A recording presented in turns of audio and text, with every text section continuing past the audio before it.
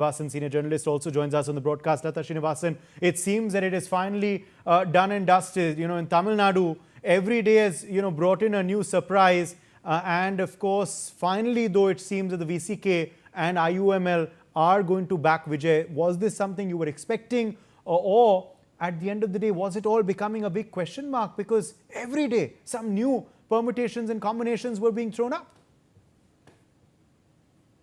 First of all, also I must just update you that we're hearing that Vijay, in fact, has got an appointment with the governor, and he's going to be going there at 6:30 to Lok Bhavan. But great. So that's big breaking news that we're getting in on the broadcast, as Lata ji is, of course, giving us. That's the advantage of having a senior journalist from Tamil Nadu on our discussion. So the big news is that Vijay is likely to get an appointment now at 6:30 p.m. He's likely to meet the governor today itself. That means that most probably the swearing in will happen tomorrow. Yes, Lata, back to you.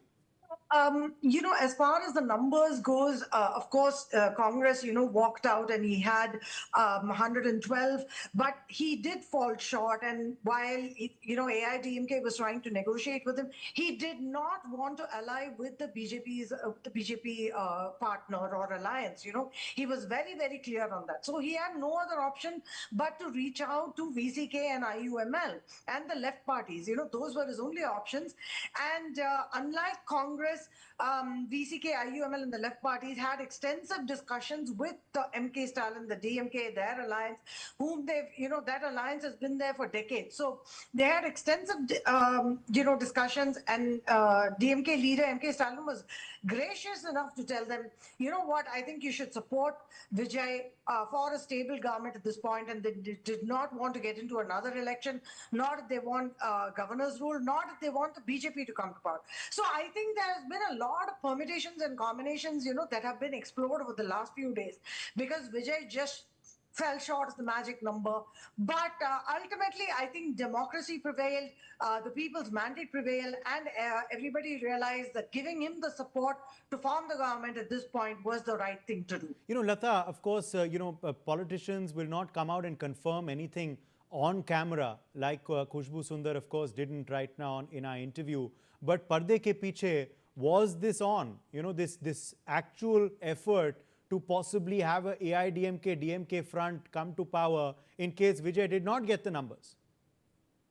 There has been a lot of debate about that, though there has been no official word. But, the news was coming in that the AIDMK have reached out to the DMK. Of course, nobody can officially, confirm this information because no one spoke about it. Of course, the DMK has called it all speculations and brushed it aside, but I think there were talks and there were discussions, and there's no denying that fact, because there was a feeling that a non-tributarian party should not come to power. There was a feeling that if Vijay comes in and TVK comes in, that he'll be the CM for the next, 3 elections. So there was a lot of fear also among, the party members, and even now there's a faction of the ADMK which we are hearing wants to, pledge alliance to allegiance to TVK. So there are a lot of things which are going on behind the doors of every political party. But at this point, Vijay has the numbers. He's got 120, and he should form and will form the government. Kalyani Shankar, that's the big news coming in. Vijay now leaving from his residence. He's going to meet the governor. He's going to meet Rajendranath Arlekar at 6:30 p.m. now at Lok Bhavan. Is this going to finally end this Game of Thrones that we've been seeing happening in Tamil Nadu, with finally the decks cleared for a TVK government? How do you view this final development that has come in, which hopefully will set the stage now for governance after the results finally? Actually, Vijay left his home at 5:30. Then he turned back, and he came back saying there was no interview with the governor that day, and he was going to Kerala. So therefore, Vijay had come back. And now the new thing is that he may be meeting him at 6:30. So this hide and seek between the two, I don't know why. I'm intrigued at why it's happening at all. And according to constitutional provision, if he has a number, the governor has to swear him in. It is not for him to decide with the number also. Even when they parade, it's when the chief minister has been dismissed, and like NTR, he took around all his MLAs, all that. Even then, the court has said that only the on the floor of the House, he has to prove his majority. So that is so nobody seems to know there are pros and cons about governor's decision and why he did it, why he did not do it. The constitutional experts have come in and given their opposite views. So this is a little strange.